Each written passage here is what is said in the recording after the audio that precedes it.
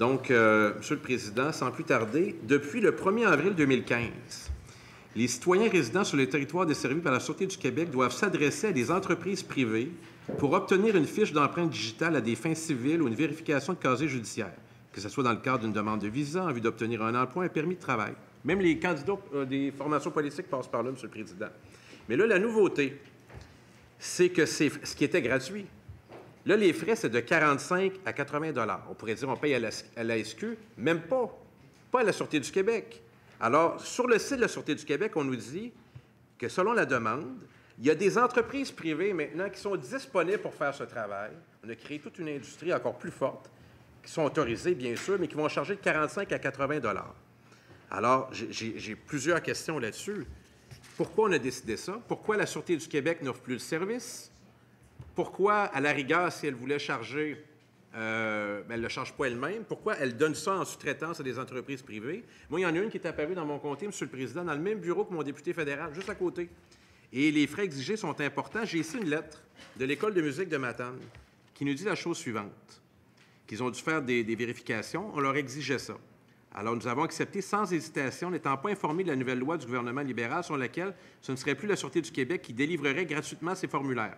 À notre grande surprise, nous avons dû nous rendre à Identité Québec et défrayer un montant de 75 $ par personne. En conséquence, il a fallu limiter cet exercice au personnel devant obligatoirement être présent dans l'établissement en même temps que les jeunes de Petit-Matane. Ça, c'est l'école là, à proximité. Tout ça pour dire que ça origine d'où cette décision d'abandonner ce service et pourquoi, j'en prie une copie, Monsieur le Président, et pourquoi il faut payer, puis pourquoi il faut payer à des entreprises privées qui font des affaires d'or présentement, Monsieur le Président. J'aurais une copie pour vous, Monsieur le ministre. Oui, alors, Monsieur le Président, juste une chose à mentionner ici. Je vais demander à Monsieur Morancy, qui est directeur général adjoint de la Sûreté du Québec, de donner plus d'informations sur ce sujet-là. J'ai moi-même questionné la Sûreté du Québec à cet effet, et puis on a eu l'occasion d'échanger là-dessus, mais je pense qu'il va pouvoir nous donner un peu le portrait de comment procède la Sûreté du Québec aujourd'hui avec cette question. Monsieur Morancy. Merci, Monsieur le Président.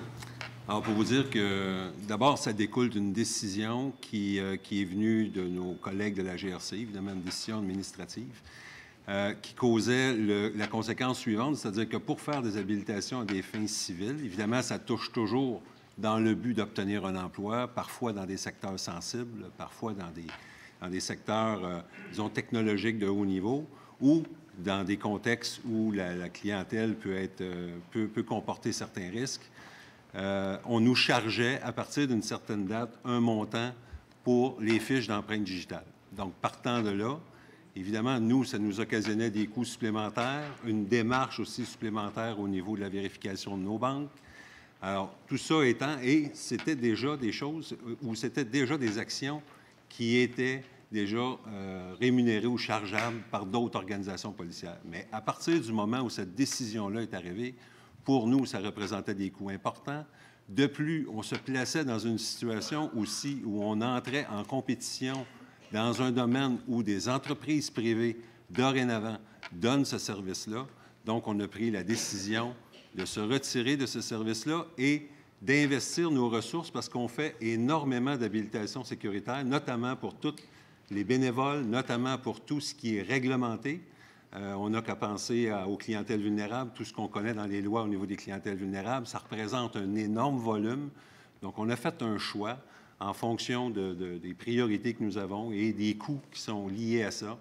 Et on a tout simplement choisi de ne pas s'investir dans ce domaine-là.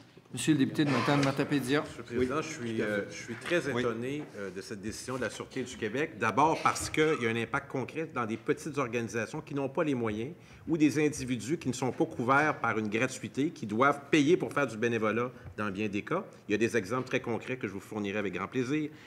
D'abord, donc la Sûreté du Québec abandonne ça. Je ne sais pas quelle publicité a été faite là-dessus, mais nous, on l'apprend là, cas par cas. Les gens viennent à notre bureau de comté, Identité Québec, ils font de la publicité à pleine page de journaux chez nous. La deuxième option, c'est que la Sûreté du Québec aurait pu elle-même facturer. Ça aurait pu être un service offert où on se rend sur place, puis là, on paie le montant. On aurait aimé ça que vous ne l'abandonniez pas. Mais là, on le donne à des privés qui font des affaires d'or. Le nombre d'entreprises grossit, ils engagent, ils passent des annonces. Il me semble qu'on vient de créer là toute une série d'entreprises à numéro. Il y en a plein partout au Québec, puis il y a des endroits qui n'en ont pas en plus. Fait que les gens doivent se déplacer.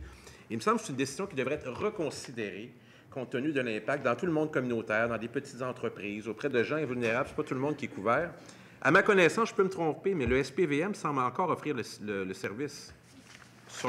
À moi, si je me trompe, je le corrigerai, mais selon, en date d'hier, sur le site Internet, là, il semble l'offrir encore.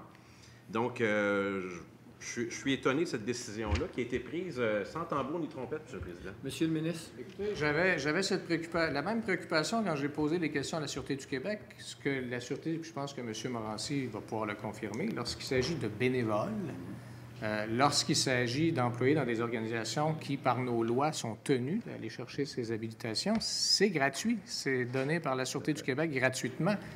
Alors, si jamais il devait y avoir des cas où c'est pas le cas, ça ne correspond pas aux échanges qu'on a eus, mais M. Morancy peut le reconfirmer. Oui. Monsieur le Président, je soumets humblement que vous avez la copie, le cas de l'École de musique de Matane, qui est une petite institution à but non lucratif qui embauche des enseignants, des gens qui font de l'encadrement. Dans leur cas, ce n'est pas des bénévoles, mais il n'y a pas de marge de profit. C'est un service offert dans une petite ville, c'est le cas ailleurs au Québec. Donc, il y a un impact. Et je ne sais pas j'aimerais, moi, connaître le volume de ce qu'on avait à traiter par poste de la Sûreté du Québec. Ça pourra se faire après l'étude des crédits, évidemment. Qu'est-ce que ça représentait comme manutention? Et évidemment, moi, je n'aurais pas accès aux chiffres de profit d'Identité Québec, puis de commissionnaires, puis de les autres. Mais là, eux autres sont vraiment très heureux de votre décision, puis les citoyens ne sont pas très heureux de votre décision. Alors, moi, mon travail, c'est de vous faire part que votre décision a des impacts. Le ministre a questionné, puis je ne suis pas surpris parce que je sais qu'il vérifie ces choses-là. Et l'efficience et ces enjeux-là. Mais là, je vous invite sincèrement à reconsidérer cette décision. Monsieur le ministre. Un cas qui est soulevé par le député de Matane-Matapédia, puis ça va me faire plaisir de regarder ça avec lui, là. Pourquoi il y a ce problème-là qui a surgi ici, puis on va travailler ensemble pour voir s'il y a des solutions. Et on va voir s'il y a d'autres cas qui correspondent à ça. Donc, moi, je suis tout à fait ouvert à ce que, peut-être pas ce soir même, mais très rapidement, on puisse se rencontrer pour en discuter. Tendre à notre... Il y a une étude d'impact sur ce que ça représente pour les organisations. Je suis convaincu qu'il y en a une. Je suis pas mal convaincu qu'il y en a une. J'aimerais ça l'obtenir. J'aimerais ça que le ministre s'engage à pouvoir la terminer. Puis je veux terminer aussi à nouveau sur une bonne note et remercier le ministre et son cabinet pour leur collaboration. Parce que le cabinet m'a assuré, dans un dossier qu'on traitera demain, que j'aurai l'occasion de visiter les centres de détention, ce qu'on m'avait refusé précédemment, et le ministre a accepté, puis je veux le remercier pour ça. C'est une attitude d'ouverture qui l'honore, et on saura bien faire les choses en collaboration avec lui tout au long de son mandat. Merci. Je ne sais pas si vous avez un commentaire sur... Oui, effectivement, on a l'intention de travailler en collaboration, puis notamment, on va regarder ce cas de l'École de musique à Matane, et on va organiser une rencontre pour regarder tout ça.